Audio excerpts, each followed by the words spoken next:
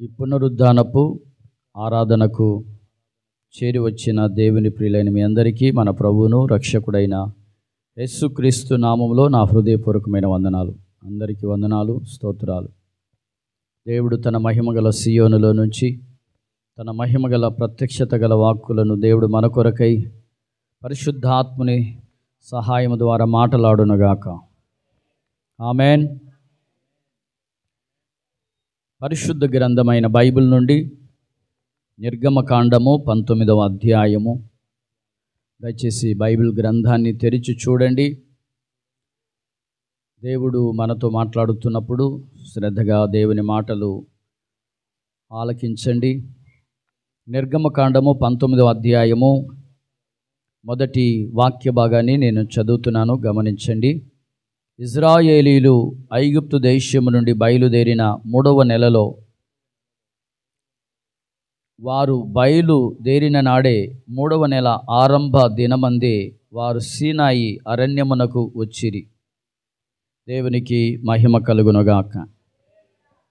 పరిశుద్ధ గ్రంథమైన బైబిల్ నుండి మనము చదవబడిన ఈ లేఖనాన్ని గమనించాలి. ఆరంభ దినమందే అనే మాటను మనము గమనించాలి. ఆరంభ దినమందే. ఈ సంవత్సర ఆరంభ మొదటి పునరుద్ధాన దినం. ఆరంభ మొదటి పునరుద్ధాన దినమందు మనమందరం కూడుకొని ఉన్నాం. ప్రియులారా, దేవుని వాక్యములో పరిశుద్ధాత్మ దేవుడు మనతో మాట్లాడుతున్న ఈ వాక్య భాగాన్ని మనము విశ్వసించాలి, ప్రార్థించాలి. తప్పకుండా దేవుడి వాక్య నెరవేర్పు మనలో దేవుడు జరిగించునుగాక. ఐగుప్తు దేశము నుండి వారు బయటికి రావడానికి ఆరంభ దినమందే అనే మాట మనం చూస్తున్నాం. ఐగుప్తు దేశం నుండి వచ్చిన తర్వాత సీనాయి అనేటువంటి అరణ్యమునకు 3వ నెల ఆరంభ దినమందు వారు ఆ ప్రాంతానికి రావటం జరిగింది. ఈ వాక్య భాగంలో ఉన్న ఆత్మీయత మనము గమనించాలి. ఆరంభ దినమందే దేవుడు సీనాయి లాంటి దేవుని ప్రత్యక్షత గల మహిమ గల అనుభవానికి దేవుడు మనలను నడిపించునుగాక. 40 రాత్రింబగళ్ళు సీనాయి అనేటువంటి పర్వతం మీద దైవజనుడైనటువంటి మోషే ప్రార్థనలో గడిపినటువంటి స్థలం అది. ప్రియమైన సహోదరి సహోదరులారా, ఆరంభ దినము అనే మాట మీరు గమనించాలి. ఈ సంవత్సర ఆరంభ దినమందే మనలను ఒక నూతనమైన ఆధ్యాత్మిక జీవితంలోనికి ప్రభు నడిపించునుగాక. దేవుని సముఖములో మనం కోరుకోవాలి, ఆశించాలి. ఈ సంవత్సర ఆరంభ మొదటి పునరుద్ధాన దినమున నా ఆధ్యాత్మిక జీవితానికి ఒక నూతనమైన ఆధ్యాత్మిక జీవితముని ప్రభు నాకు అనుగ్రహించాలని కోరుకోవాలి. దేవునికి మహిమ కలుగునుగాక. మీకు కొన్ని విషయాలను బైబిల్లో నుంచి తెలియచేస్తాను. రూతు గ్రంథం 1వ అధ్యాయం 22వ వాక్యాన్ని చదువుకుందాం. దయచేసి బైబిల్ ఉన్నవారు తెరిచి చూడండి. ఒకరు మాత్రం స్పష్టంగా వాక్యాన్ని చదివి సహకరించగలరు. అట్లు నయోమియు ఆమెతో కూడా మోయాబీయురాలైన రూతు అను ఆమె కోడలును మోయాబు దేశము నుండి తిరిగి వచ్చిరి. వారిద్దరూ యవల కోత ఆరంభములోనే బెత్లెహేముకు చేరిరి. చాలండి. చదవబడిన ఈ వాక్యాన్ని మనం గమనించండి. మోయాబు దేశము నుండి వస్తూ ఉన్న సమయంలో పెద్ద కోడలేమో అక్కడే ఆగిపోయింది. చిన్న కోడలైనటువంటి రూతు అసలు ఈ చరిత్ర ఏమిటి అంటే, నయోమి బెత్లెహేములో కరువు వచ్చిన కారణాన్ని బట్టి మోయాబు దేశంలో కాపురముండుటకు కుటుంబం అంతా కలిసి వెళ్ళారు. కుటుంబం అంతా కలిసి వెళ్తే గడుస్తున్న కొన్ని సంవత్సరాలకి మొదట భర్త చనిపోయాడు, ఆ తర్వాత పెద్ద కుమారుడు చనిపోయాడు, ఆ తర్వాత మరలా చిన్న కుమారుడు కూడా చనిపోయాడు. ఇద్దరు కొడుకులకి వివాహం చేసింది. పెద్ద కోడలు పేరు ఓర్ప, రెండవ కోడలు చిన్న కోడలు పేరు రూతు. ఇది చరిత్ర. అక్కడ అసలు వారి స్వగ్రామము, సొంత దేశము నయోమిది బెత్లెహేం. కరువు వచ్చిన కారణాన్ని బట్టి కుటుంబ సమేతంగా మోయాబు దేశానికి వెళ్ళి ఉన్నారు. అయితే వార్త వినపడింది, మరలా కరువు తొలగించబడి బెత్లెహేంలో మళ్ళా సమృద్ధిగా ఉన్నది అని తెలుసుకున్న సమయంలో నయోమి బయలుదేరి వస్తున్న సమయంలో ఆ ఇద్దరు కోడళ్ళు కూడా కొంత దూరం ప్రయాణం చేస్తూ వచ్చారు. కానీ ప్రయాణం చేస్తూ ఉండగా నయోమి ఒక విషయాన్ని తెలియచెప్పింది. ఏం చెప్పింది అంటే, అమ్మ, మీరు యవ్వన కాలంలో ఉన్నారు, నా కడుపున ఇంకా పిల్లలు పుట్టే అవకాశం నాకు లేదు, మీరు వెళ్ళి మళ్ళా వివాహాలు చేసుకోండి అని ఆమె చెప్పినప్పుడు అందులో నయోమితో పాటు ఉన్న పెద్ద కోడలు ఓర్ప మాత్రం ముద్దు పెట్టుకొని ప్రశాంతంగా అక్కడి నుంచి వెళ్ళిపోయింది. చిన్న కోడలైతే అలా ఒప్పుకోలేదు.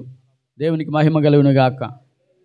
ప్రియమైన సహోదరి సహోదరులరా, యవల కోత ఆరంభంలో వారిద్దరు కూడా అక్కడ అడుగు పెట్టారు.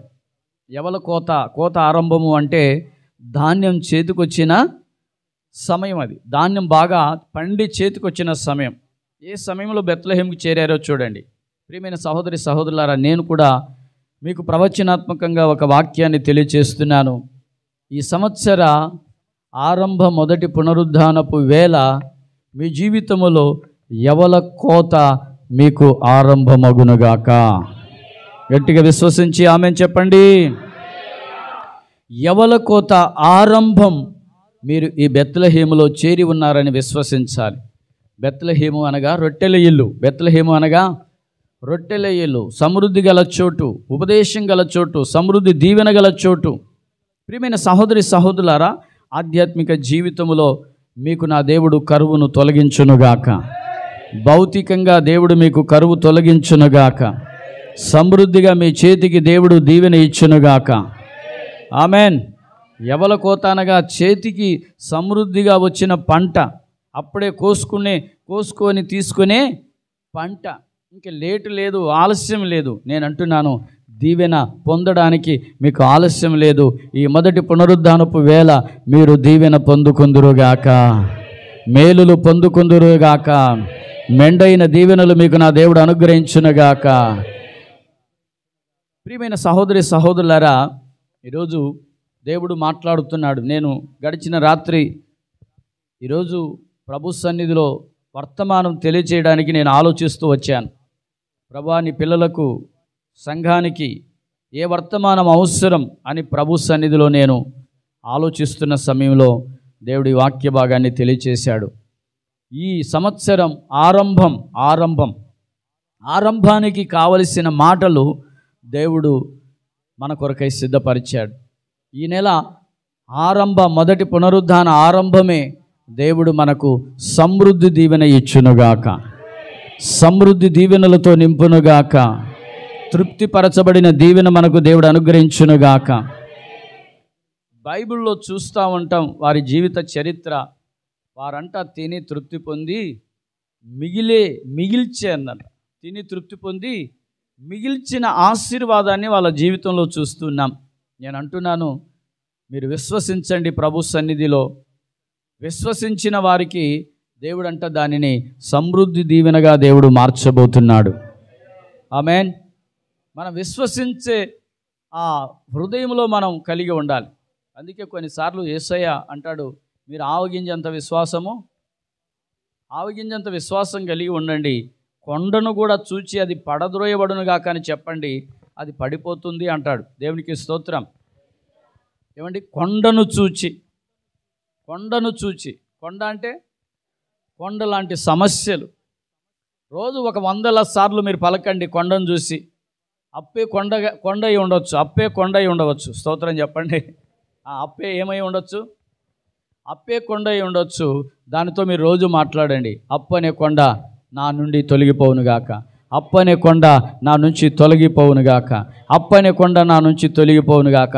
100 సార్లు పలకండి, దేవుడు నీ నుండి దాన్ని తొలగించబోతున్నాడు. గట్టిగా 2 చేతులెత్తి హల్లెలూయా చెప్పండి. హల్లెలూయా. ఈరోజు ఒక వ్యాధి కూడా మనకు కొండలాంటి వ్యాధి ఉండవచ్చు. వ్యాధి కూడా చూస్తే ఒక కొండలాంటి వ్యాధి ఉండవచ్చు. ఇబ్బందులు కొండల్లాంటి పరిస్థితులై ఉండవచ్చు. ప్రియమైన సహోదరి సహోదరులారా, దాన్ని చూచి మనం చెప్పగలగాలి. ఆవగింజంత విశ్వాసం ఉంటే, ఎంతంట ఆవగింజ ఎప్పుడైనా చూసారా? ఆవాలు అది మీరు రోజు తాలింపులో వేసుకుంటారుగా, వేసుకుంటారా వేసుకోరా? ఏమా తాలింపు వేసుకుంటారా వేసుకోరా? తాలింపు గింజల్లో వేసే నల్లగా చిన్నగా ఉంటుంది ఆవగింజ అంత కదా. యేసు ప్రభు అంటాడు, అంత విశ్వాసం ఉంటే చాలు, అదిగో కొండను చూచి అది పడద్రోయబడును గాక అని చెప్పండి. సముద్రంలో అది పడద్రోయబడును గాక అని చెప్పండి. హల్లెలూయా. ఈరోజు నా ప్రియమైన సహోదరి సహోదరులారా, వాళ్ళు బయలుదేరిన స్థితి చూస్తే చాలా కరువు. అందుకే నయోమి అంటది, నన్ను నయోమని పిలవకండి, నన్ను మధురము అని పిలవకండి, నన్ను మారా అని పిలవండి, చేదు అని పిలవండి. ఏమంటుంది ఆమె? నేను అంతా పోగొట్టుకున్నాను, అంత లేమితో వచ్చాను. కానీ అంత లేమితో వచ్చింది, అంత దరిద్రతతో వచ్చింది, అన్ని పోగొట్టుకొని వచ్చింది.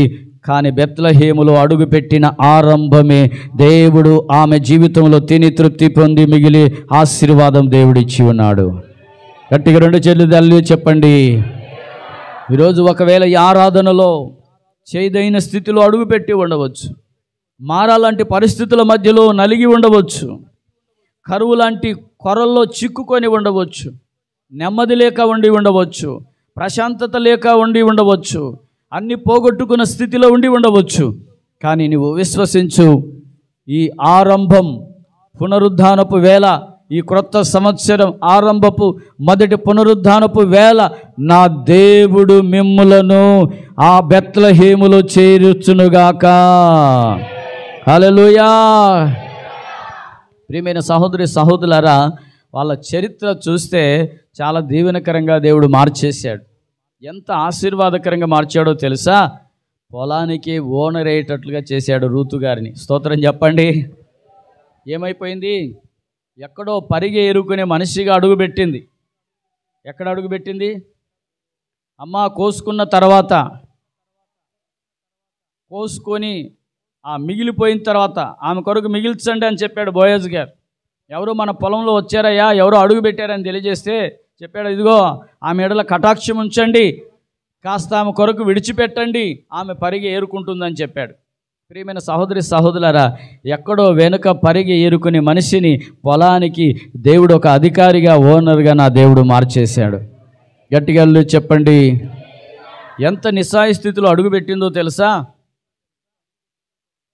దిక్కులేని స్థితిలో అడుగుపెట్టింది, నా అనేవారు లేని స్థితిలో అడుగుపెట్టింది.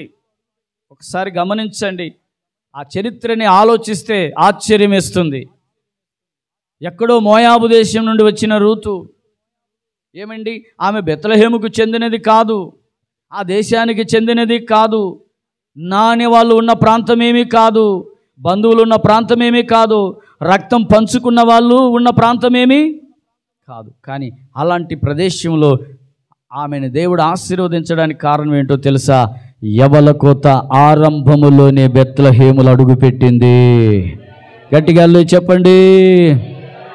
ఈరోజు ఈ ఆరంభంలో నువ్వు అడుగు పెట్టావు. ఇక్కడ ఈ ఆరంభ పునరుద్ధానపు వేళ నువ్వు దేవుని సన్నిధిలో అడుగుపెట్టి ఉన్నావు. నా దేవుడు నిన్ను ఆశీర్వదించబోతున్నాడు. రూతులాగా దేవుడు నిన్ను ఆశీర్వదించబోతున్నాడు. రూతులాగా ప్రభు నిన్ను మహిమకరంగా మార్చబోతున్నాడు. రూతు లాంటి ఘనతను దేవుడు నీకు ఇవ్వబోతున్నాడు. రూతు లాంటి బ్లెస్సింగ్ను దేవుడు నీకు ఇవ్వబోతున్నాడు. రూతు లాంటి ఆశీర్వాదం నిశ్చయముగా ఆరంభ పునరుద్ధానపు వేళ నీవు దీవించబడుదువుగాక, నీవు దీవించబడుదువుగాక. నిస్సాయ స్థితిలో అడుగుపెట్టిన నిన్ను దీవించునుగాక. చేదైన బ్రతుకులు అడుగుపెట్టిన నిన్ను దేవుడు దీవించునుగాక. నిన్ను మరల సమృద్ధి గల వ్యక్తిగా దేవుడు నిన్ను మార్చునుగాక. ఆమేన్. నా ప్రియమైన సహోదరి సహోదరులారా, దేవుడే మాట్లాడుతున్నాడు ఒక ప్రవచనాత్మకంగా. విశ్వసించండి, ప్రార్థించండి. ప్రభు నిన్ను సమృద్ధి గల వ్యక్తిగా దేవుడు నిన్ను మార్చబోతున్నాడు. ఒకవేళ రిక్తురాలుగా అడుగుపెట్టి ఉన్నావేమో, ఆ రోజు రిక్తురాలుగా నయోమి అడుగుపెట్టి ఉంది. రూతేమో ఏమి లేని స్థితిలో అడుగుపెట్టింది. ఇదిగో ఈరోజు సర్వ సమృద్ధి గల వ్యక్తిగా నిన్ను దేవుడు మార్చునుగాక. సర్వ సమృద్ధి గల వ్యక్తిగా నిన్ను మార్చునుగాక. ఇంకొక విషయాన్ని కూడా బైబిల్లో చదువుకుందాం. మరొక విషయాన్ని దినవృత్తాంతంలో రాసిన 2వ గ్రంథం 29వ అధ్యాయం 27వ వాక్యాన్ని చదువుకుందాం. బలిపీఠం మీద దహన బలులు అర్పించుడని హిజ్కియా ఆజ్ఞాపించెను. దహన బలి అర్పణ, చూడండి అక్కడ ఆ ఒక్క మాట మీరు నోట్ చేసుకోండి. దహన బలి ఆరంభమగుటతోడనే బూరలు ఊదుటతోని ఇజ్రాయేలైన రాజైన దావీదు చేసిన వాద్యములను వాయించుటతోను యెహోవాకు స్తుతిగానము చేయుట ఆరంభమాయను. దేవునికి మహిమ కలుగునుగాక. తర్వాత మరొక వాక్యాన్ని కూడా చదువుకుందాం. 31వ వాక్యం చదవండి. అంతటా హిజ్కియా, మీరిప్పుడు యెహోవాకు చాలు. అసలు ఎప్పుడు ప్రతిష్ఠ జరిగింది? ఎప్పుడు వాళ్ళు తమ్మును తాము ప్రతిష్ఠించుకున్నారో తెలుసా? యెహోవాకు ఎప్పుడైతే దహన బలి అనేటువంటిది అర్పించటం ఎప్పుడైతే ఆరంభించారో ఈ మొదటి పునరుద్ధానపు వేళ రెండో విషయాన్ని దేవుడు మాట్లాడుతున్న వాక్యం ఏంటంటే, మీరు దహన బలి అర్పించుటకు ఆరంభించుకురుగాక. చెప్పండి గట్టిగా హల్లెలూయా. దహన బలి అర్పించుటకు ఈ సంవత్సర మొదటి పునరుద్ధానపు వేళ ఆరంభములోనే మీరు ఆరంభించుదురుగాక. ఇప్పుడు దహన బలి అర్పించడం ఆరంభించాలి. ఏం అర్పించడం? దహన బలి అర్పించటం. ఆ దహన బలిలోనే స్తుతిగానం చేయటం కూడా ఆరంభించాలి. స్తుతిగానం. ఏ గానం చెప్పండి? దహన బలిలోనే స్తుతిగానం. దహన బలి ఏంటంటో తెలుసా? సజీవ యాగంగా మిమ్మల్ని మీరు అర్పించుకోవడం. రోమీలకు రాసిన పత్రిక ఒకసారి చూడండి, 12వ అధ్యాయం. రోమీలకు రాసిన పత్రిక 12వ అధ్యాయం మొదటి 2 వాక్యాలు చదువుకుందాం.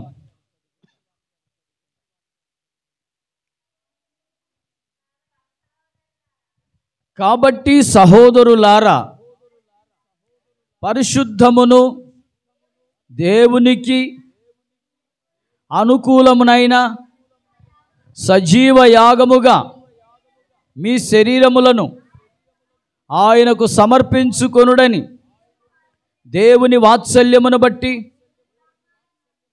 అమ్మ ఒకరు చదవండి, ఎవరైనా ఒకరు చదవండి మంచిగా స్పష్టంగా. కాబట్టి సహోదరులారా, పరిశుద్ధమును దేవునికి అనుకూలమునైన సజీవ యాగముగా మీ శరీరములను ఆయనకు సమర్పించుకొనుడని దేవుని వాత్సల్యమును బట్టి మిమ్మును బతిమాలు కొనుచున్నాను. ఇట్టి సేవ మీకు యుక్తమైనది. చూడండి, మీరు ఈ లోక మర్యాదను అనుసరింపక ఉత్తమమును అనుకూలమునైన సంపూర్ణమునై ఉన్న దేవుని చిత్తమేదో పరీక్షించి తెలుసుకొనున్నట్లు మీ మనస్సు మారి నూతన మగుట వలన, గట్టిగా చెప్పండి, ఈరోజు మీరు సజీవ యాగముగా బలి అర్పించుకుంటే మీరు రూపాంతరము చెందిన అనుభవంలోనికి మీరు మార్చబడతారు. హల్లెలూయా. సజీవ యాగముగా బలి అర్పించడం అంటే ఏంటో తెలుసా? మీ మనస్సు మారి రూపాంతరం చెందడమే. సజీవ యాగంగా బలి అర్పించుకోవడం అంటే ఏంటి? ఇప్పుడు మీకు ఒక విషయాన్ని చెప్తాను. బలిపీఠం మీద పెట్టినప్పుడు పశువు వేరు, కాల్చబడిన తర్వాత కనబడే రూపం, అవునా కదా? అలాగే మనము దహన బలి మనమే దహన బలిగా దేవుని సన్నిధిలో మారుతూ ఉన్నప్పుడు మన జీవితంలో రూపాంతరము చెందాలి. బలిపీఠం మీద బలి పశువు కాల్చబడిన తర్వాత అది బూడిదగా ఎలాగైతే మారుతుందో, మనం కూడా ప్రభు సన్నిధిలో అడుగుపెట్టిన ఈ ఆరంభ పునరుద్ధానపు దినమే మన జీవితము రూపాంతరముగా మార్చబడాలి. గట్టిగా చెప్పండి. అలా మార్పు చెందకపోతే నీవు ఇంకా దహన బలి అర్పించడం ఆరంభించలేదని అర్థం. వింటున్నారా? దహన బలి అర్పించడం ఆరంభించలేదు, ఇంకా ఆరంభించలేదు.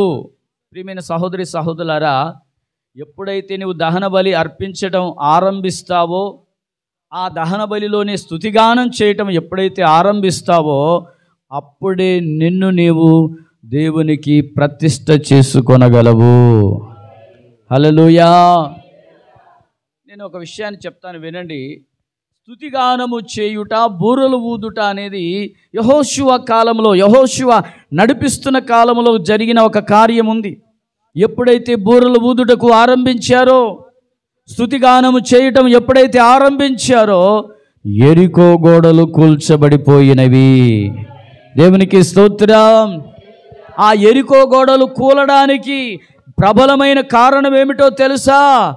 దహన బలిగా మనం మార్చబడితే తప్ప, దేవుని సన్నిధిలో మనల్ని మనం ప్రతిష్ఠించుకుంటే తప్ప.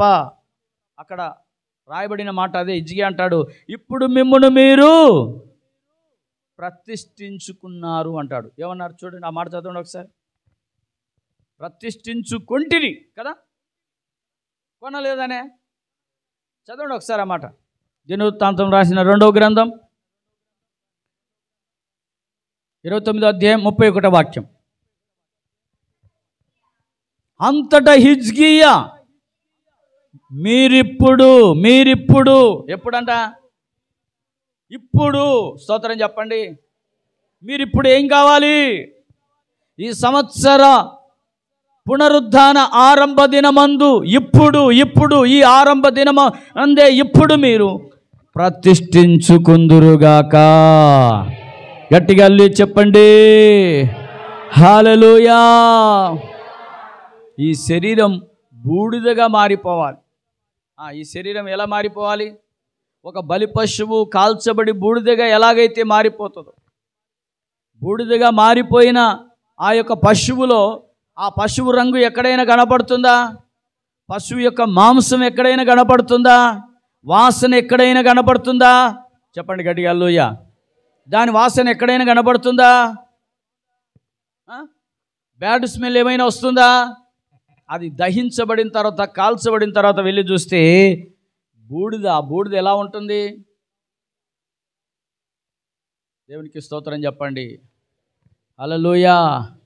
పశువు యొక్క బూడిద ఎప్పుడు నలుపు కాదు, అది తెలుపుగా ఉంటుంది. పశువు కాల్చబడినది ఎట్లా ఉంటుంది చెప్పండి? కర్ర కాలిస్తే, కర్ర కూడా పూర్తిగా కాలితే అది కూడా తెలుపు అవుతుంది.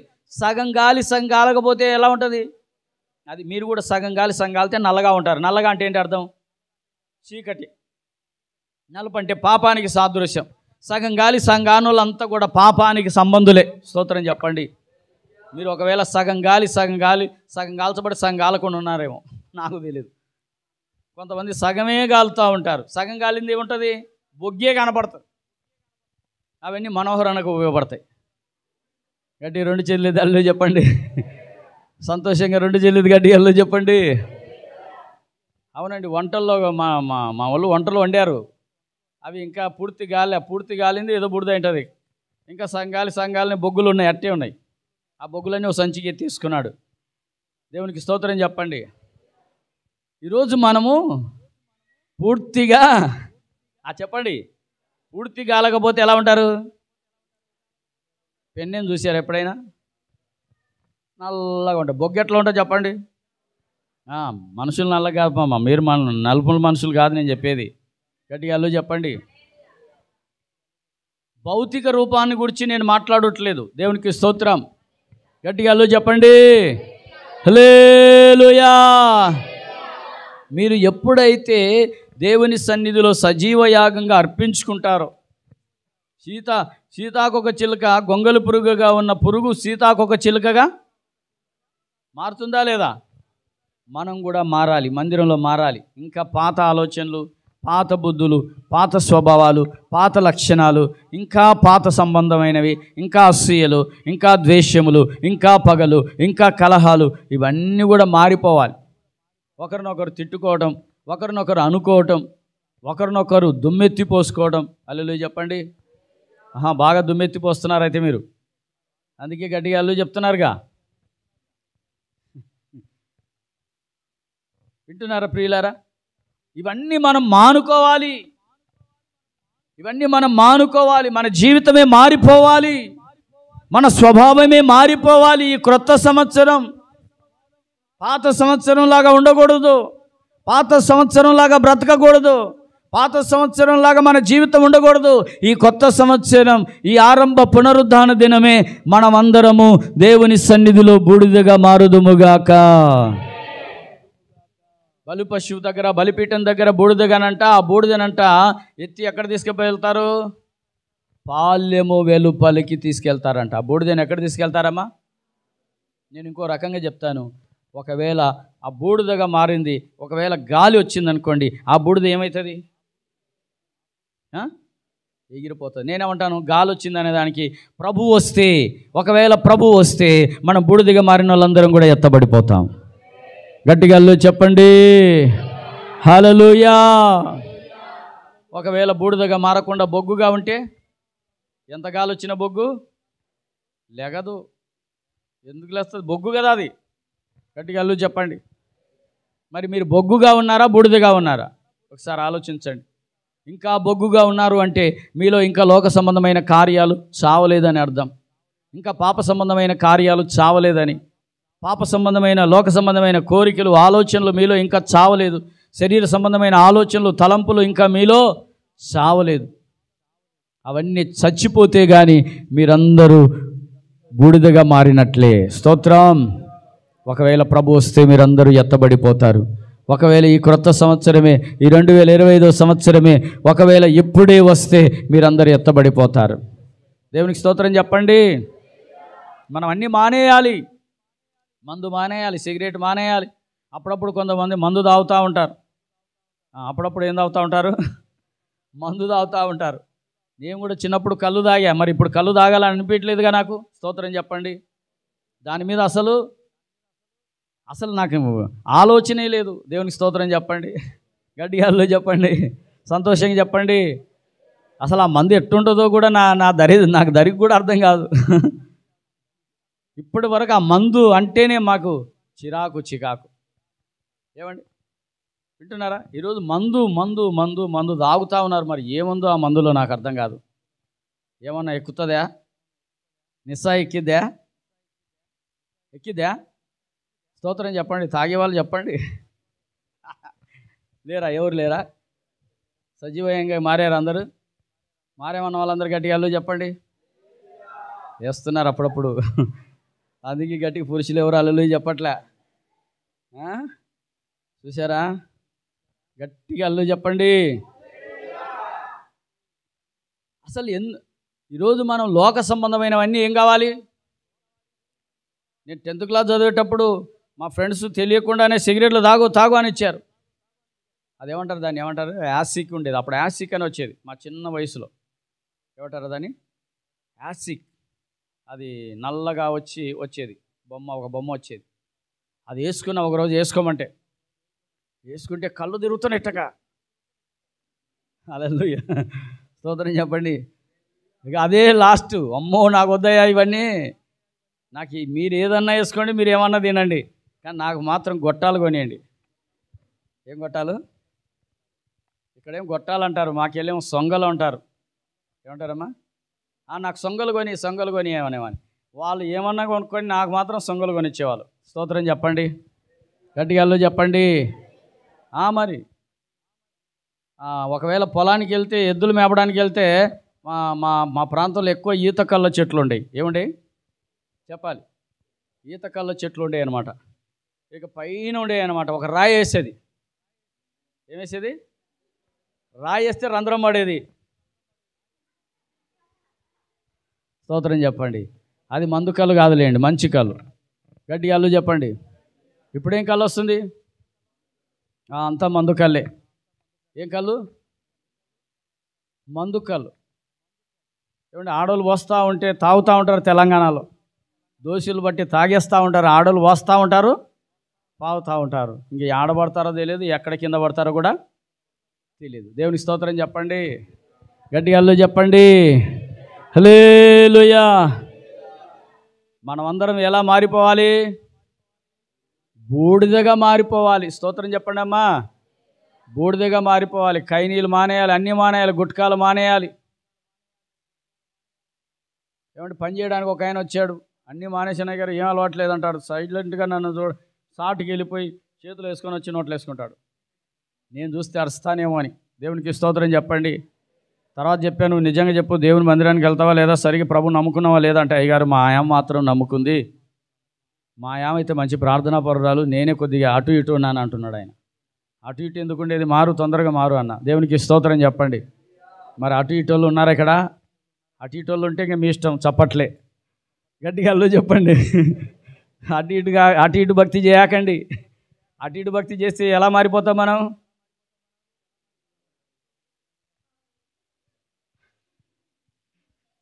బస్టాండ్ల దగ్గర గట్టి కొట్టాల్సి వస్తుంది. మారండి, గట్టిగా చెప్పండి హల్లెలూయా.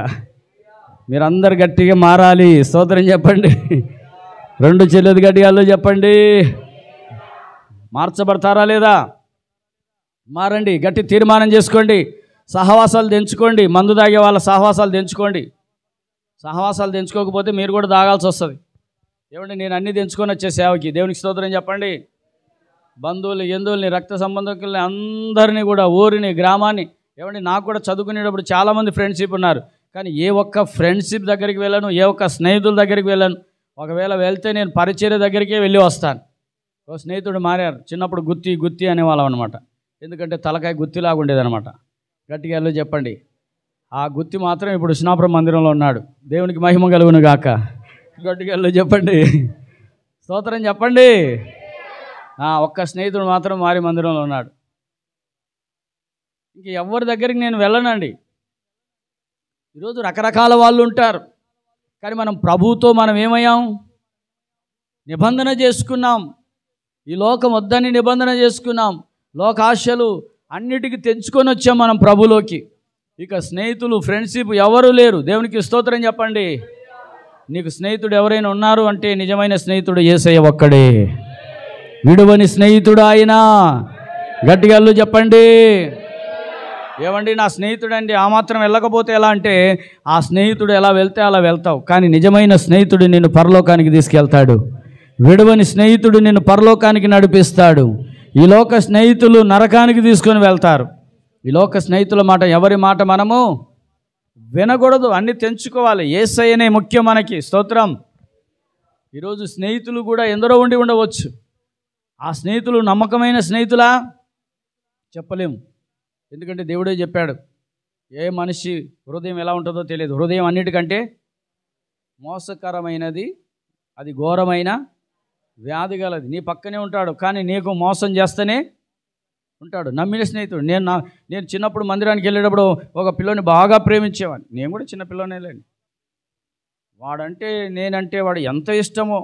దేవునికి స్తోత్రం చెప్పండి. అందరూ ఒక ఊరు పిల్లల్లాగా అనుకునేవాళ్ళు, కానీ వాడు ఒకరోజు బైబిల్లో పెట్టుకుంటే నా 20 రూపాయలు దొంగతనం చేశాడు. ఎంత? 20 రూపాయలు బైబిల్లో పెట్టుకున్న వానికి ఇచ్చిన బైబిల్. స్తోత్రం చెప్పండి. వాడు నమ్మకమైన స్నేహితుడు కదా. ఆ నమ్మకమైన స్నేహితుడు ఏం తీసేశాడు? అది ఎవరు నమ్మకమైన వారు కాదని నాకు ఆ రోజు అర్థమైంది. దేవునికి మహిమ కలుగునుగాక. గట్టిగా చెప్పండి. కొందరు పెద్దలు అంటారు, పక్కన భార్యను కూడా ఎవరినంట?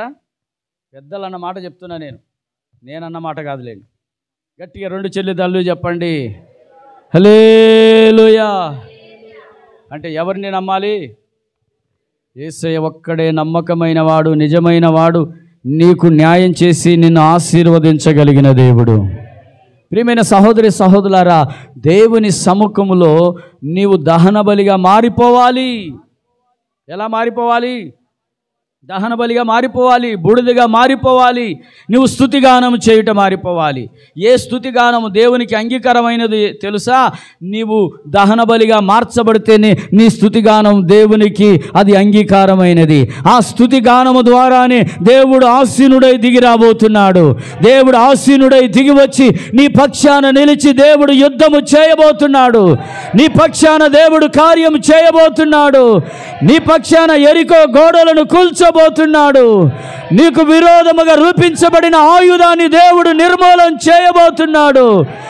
నీవు ఎక్కిపోవడానికి అడ్డుగా ఉన్న యెరికో ప్రాకారమును దేవుడు కూల్చబోతున్నాడు. నీవు చక్కగా వెళ్ళబోతున్నావు. ఈ సంవత్సరం చక్కగా ప్రయాణం చేయబోతున్నావు. ఈ సంవత్సరం చక్కగా దేవుడు నిన్ను నడిపించబోతున్నాడు. నీకు అడ్డుగా ఉన్న యెరికో గోడను కూల్చి ముందుకు నడిపించబోతున్నాడు. హల్లెలూయా. చివరిగా మరొక వాక్యాన్ని కూడా చదువుదాం ప్రియులారా. చివరిగా ఒక మాట చెప్పి నేను ముగిస్తాను, సమయం దాటిపోతా ఉంది కనుక. మార్కు సువార్తలో 45వ అధ్యాయం 1వ అధ్యాయం 45వ వాక్యం. మార్కు సువార్త 1వ అధ్యాయం 45వ వాక్యం. అయితే వారు వెళ్ళి వారికి సాక్షార్థమైన నీ దేహమును యాజకునికి కనపరుచుకోమని నీవు శుద్ధుడవైనందుకు మోషే నియమించిన కానుకలను సమర్పించమని వారికి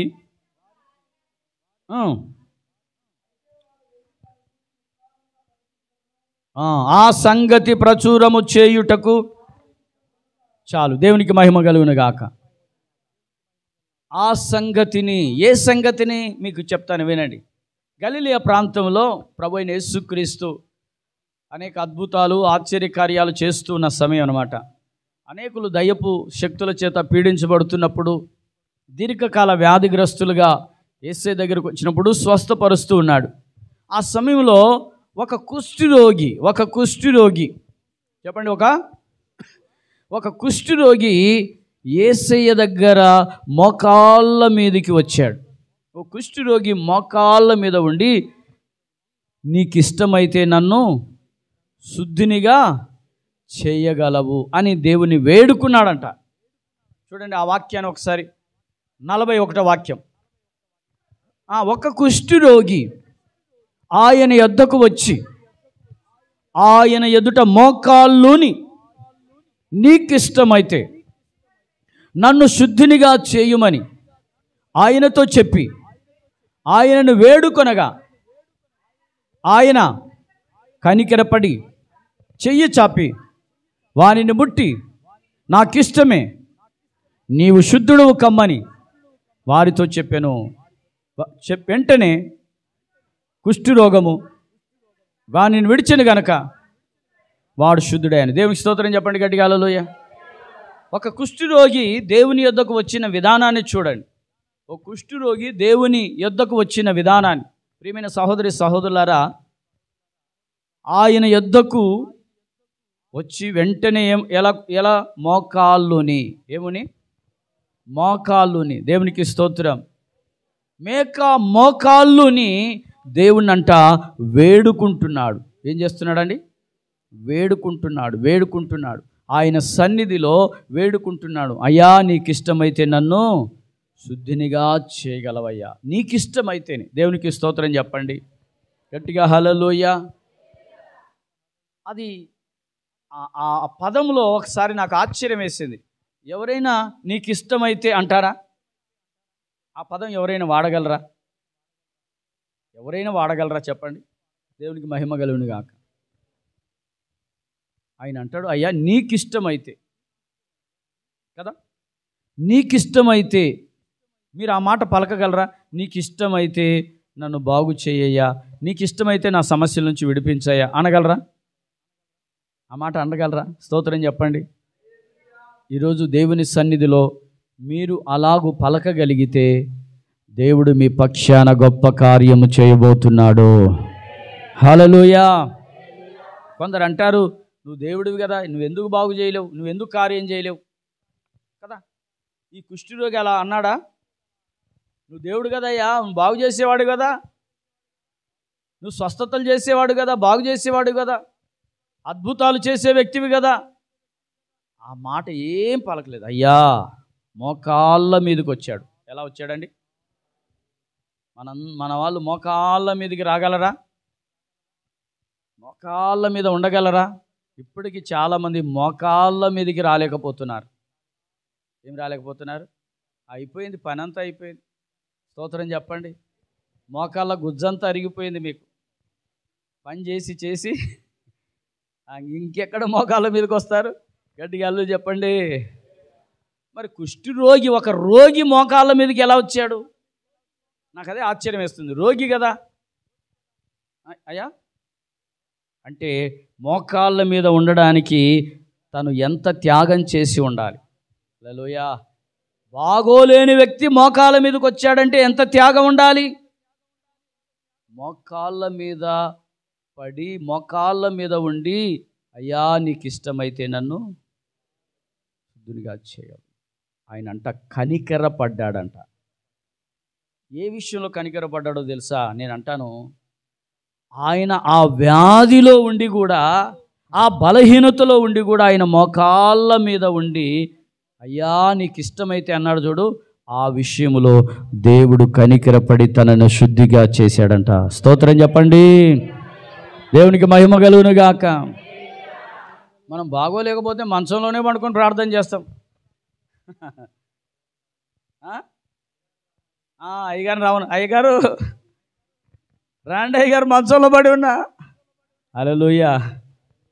ఎవరు గుర్తొస్తారు అప్పుడు? అయ్యగారు గుర్తొస్తారు. ఎప్పుడు గుర్తొచ్చేది? మంచంలో పడినప్పుడే. దేవునికి మహిమ కలుగును గాక. గట్టిగా అల్లు చెప్పండి. ఓ 1,00,000 రూపాయలు 2 లక్షలు వచ్చినాయంటే అయ్యగారు గుర్తు రారు. స్తోత్రం చెప్పండి. ఓ 3 లక్షలు ఏదైనా మీకు వచ్చిందనుకో, అయ్యగారిని పిలుస్తారా? గట్టిగా అల్లు చెప్పండి. అన్ననీయ సపిరేలాగా. స్తోత్రం చెప్పండి. కానీ ఈ కుష్ఠరోగి చూడండి, ఈ కుష్ఠరోగి ఎంత బాధలో, అంత వేదనలో కూడా మోకాళ్ళుని ప్రార్థన చేస్తున్నాడు. కనికరపడి దేవుడు ముట్టడానికి కారణం తన మోకాళ్ళ మీద పడ్డాడు. కానీ దేవునికి కృతజ్ఞతగా ఒక పని చేశాడు. ఆ రోజు నుండి దేవుడు బాగు చేసిన సంగతిని అనేక మందికి ప్రచురము చేయటం ఆరంభించాడు. చెప్పండి గట్టిగా హల్లెలూయా. ఈ సంవత్సర ఆరంభము నుండే నీవు నీ పట్ల జరిగిన సంగతిని అనేకులకు ప్రచురము చేయాలి. దేవుడు బాగు చేశాడు, దేవుడు నన్ను బాగు చేశాడు, దేవుడు నన్ను బాగు చేశాడనే సంగతిని నువ్వు చెప్పాలి. ఆ సంగతి చెప్పగలిగిన ఆశీర్వాదం నువ్వు దేవుని సన్నిధిలో పొందుకుందువుగాక. ఆమేన్ చెప్పండి. ఈ ఆరాధనలోనే పొందుకుందువుగాక. ఈ ఆరాధనలోనే మేలు పొందుదువుగాక.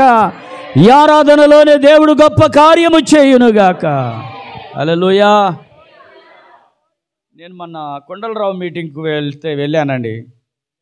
ఎందుకు వెళ్ళాను అంటే అక్కడ అదేదో ఇస్తారని కాదు, ఏదన్నా మంచి మీటింగ్ జరుగుతుందనేమో అని వెళ్ళాను. కానీ ఒక సాక్ష్యం చెప్పారు ఆయన సాక్ష్యం ఏంటంటే, ఆయన 40 లక్షలు అప్పయిందంట. ఆయనకి ఎంత అప్పయిందమ్మా? 40 లక్షలు అప్పయిందంట. అప్పుడు దేవుని నమ్ముకున్నాడంట ఆయన. 40 లక్షలు అప్పైన ఆయన దేవుని నమ్ముకున్నాడంట.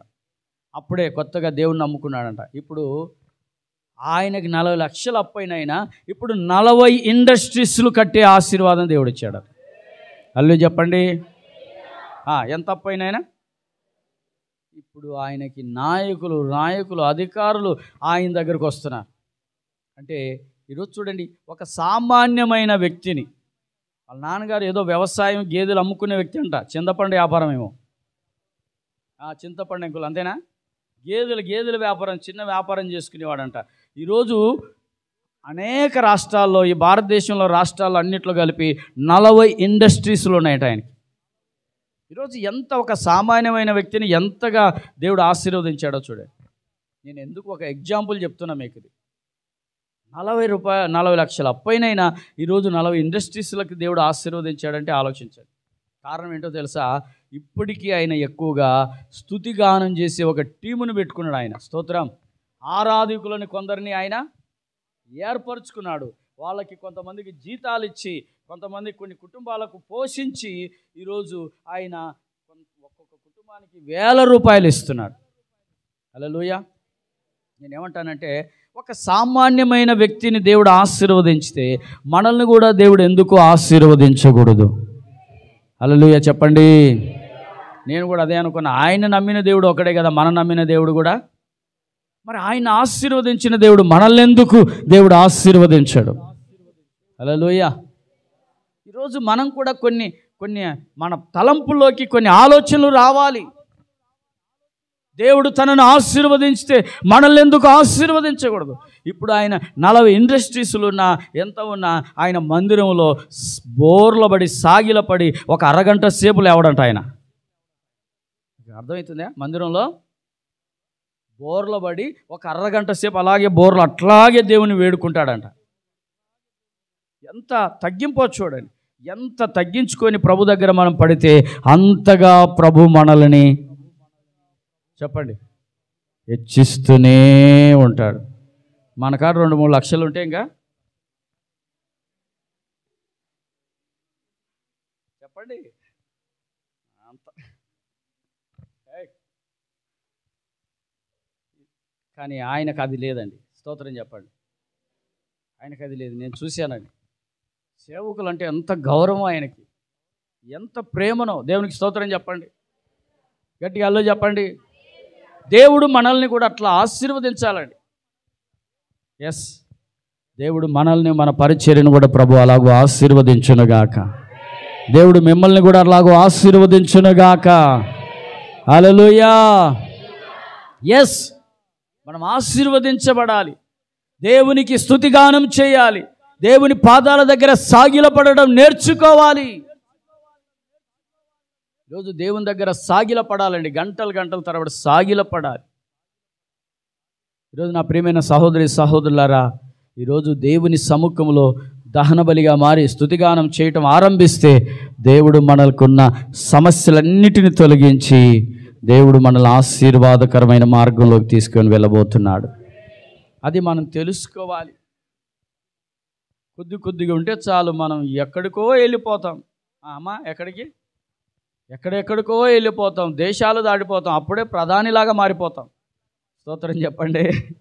హల్లెలూయా కదా. ఎంత ఉన్నా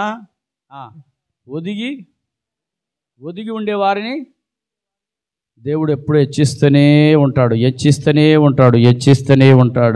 ఊహకు మించి హెచ్చిస్తూనే ఉంటాడు.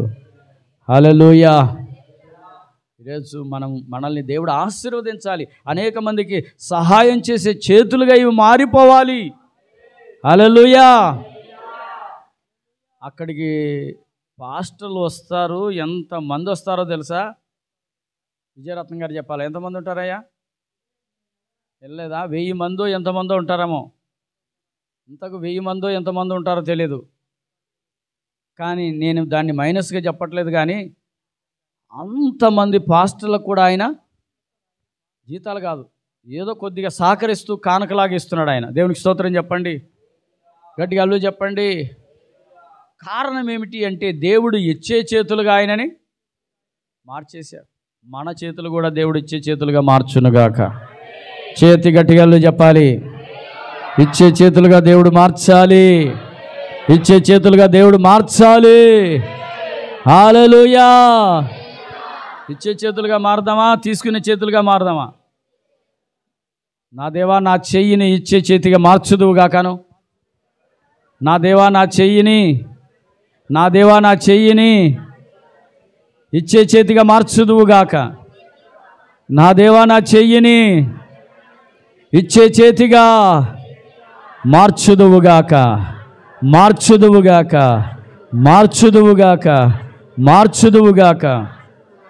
ఎస్, దేవుడు అలా మార్చబోతున్నాడు. మనం విశ్వసించాలి. ఒక సామాన్యమైన వ్యక్తిని దేవుడు ఆశీర్వదిస్తే అంతెందుకండి, ఒక కోల్గేట్ నడిపే కంపెనీ వ్యక్తి కూడా ఎవరు? ఆయన కూడా ఒక వ్యాపారం లాస్ అయిన దాన్ని ఆయన తీసుకొని రన్ చేశాడంట. చెప్పండి, లాస్ అయిన దాన్ని లాస్ అయిన కంపెనీని ఆయన తీసుకొని దాన్ని రన్ చేశాడంట. ఈరోజు దేవుడు ప్రపంచమంతటా కోల్గేట్ కంపెనీ వాడుతున్నారు. తను దేవునికంట ఈరోజు సేవలో 90% దేవునికి ఇస్తున్నాడంట. ఎంత ఇస్తున్నాడంట? మనోళ్ళు 10% ఇచ్చే పరిస్థితి కూడా లేదు. స్తోత్రం చెప్పండి. అవి మెక్కెత్తనే ఉన్నారు 10%ని కూడా. చాలామంది వచ్చిందంట 10% అంతా ఎక్కడికి పోతుంది? అందుకే కోల్గేట్ కంపెనీ వ్యక్తిలాగా చాలామంది ఇక్కడ మారలేకపోతున్నారు. హల్లెలూయా, గట్టిగా హల్లెలూయా చెప్పండి. మీరు కోల్గేట్ కంపెనీ వ్యక్తిలాగా మారిపోవాలంటే 10% కాదు, మీరు 20% దేవునికి ఇవ్వాలి. 20% పోయి 30% రావాలి. 30% పోయి 40% అయిపోవాలి. 40 నుండి 50%, 50 నుండి 60%, 60 నుండి 70%, 70 నుండి 80%, 80% నుండి గట్టిగా చెప్పండి. మీరు 10% మీకు సమృద్ధిగా సరిపోవాలి. హల్లెలూయా. మనం చేయలేకపోతున్నాం. మలాకి గ్రంథంలో ఉంటుంది, నన్ను ఇచ్చి శోధించండి, పట్టజాలనంత దీవెనలు మీకు ఆకాశ వాక్యంలో విప్పి కుమ్మరిస్తాను. దేవునికి స్తోత్రం చెప్పండి. అవును ప్రియులారా, ఈరోజు మనం ఆశీర్వదించబడడానికి చేయలేని పరిస్థితి. ఈరోజు దేవుని సన్నిధిలో అందుకే దేవుడు చెప్పాడు, మోషే నియమించిన కానుకను చెప్పండి. మోషే నియమించిన కానుకను ఏం చెప్పాడు? అతనికి సమర్పించుకోమని చెప్పాడు. దేవునికి స్తోత్రం చెప్పండి. అవునా? మోషే నియమించిన కానుకని సమర్పించుకో. ఈరోజు దేవుని సన్నిధిలో బాగుపడి దేవుని కొరకు కానుక అర్పించుకున్నారు. హల్లెలూయా. ఈరోజు ప్రియమైన సహోదరి సహోదరులారా, ఈ నెల ఆరంభంలోనే నా దేవుడు మిమ్మలను అలాగూ ఆశీర్వదించునుగాక. దేవుడు మిమ్మల్ని అత్యధికంగా ఆశీర్వదించునుగాక. ఒక కోల్గేట్ కంపెనీ వ్యక్తిని దేవుడు ఆశీర్వదించినట్లు మిమ్మలను దేవుడు ఆశీర్వదించునుగాక. ఎస్, దేవుడు మనల్ని అలాగూ ఆశీర్వదించి కాపాడునుగాక. తలలోంచండి, ప్రార్థన చేసుకుందాం. Praise Lord, praise Lord, praise Lord, praise Lord, praise Lord, praise Lord. అందరూ కూడా చిన్న ప్రార్థన చేసుకుందాం. ఈరోజు దేవుడు మాట్లాడిన మాటలను బట్టి మీరు దేవుని సన్నిధిలో ప్రార్థన చేసుకుందాం. దేవుడే మీతో మాట్లాడి ఉన్నాడు. దేవుడు మాట్లాడి ఉన్నాడని మీరు ప్రార్థించండి. ఈరోజు దేవుడు నిన్ను ఆశీర్వదించాలి. ఊహించనంత దేవుడు నిన్ను ఆశీర్వదించాలి. ఇదిగో దేవుని సన్నిధిలో, ఇదిగో ఆ రోజు ఎంతో రిక్తురాలిగా బెత్లెహేములో యవల కోత ఆరంభంలో అడుగుపెట్టి ఉంది నయోమి రూతు. అందరూ కూడా మోకరించగలిగిన వారంతా మోకరించండి. విజయరత్నం గారు వచ్చి ప్రార్థన చేస్తారు. దేవా, నన్ను ఆశీర్వదించండి. యవల కోత ఆరంభములో బెత్లెహేముకు నయోమి రూతు చేరి ఉన్నారు. రూతును దేవుడు ఎలాగ ఆశీర్వదించాడు ప్రియులారా? మోయాబు దేశము నుండి తిరిగి వచ్చిన రూతును దేవుడు ఎట్లాగో ఆశీర్వదించాడు. ఈరోజు దేవుడు నిన్ను కూడా ఆశీర్వదించాలి.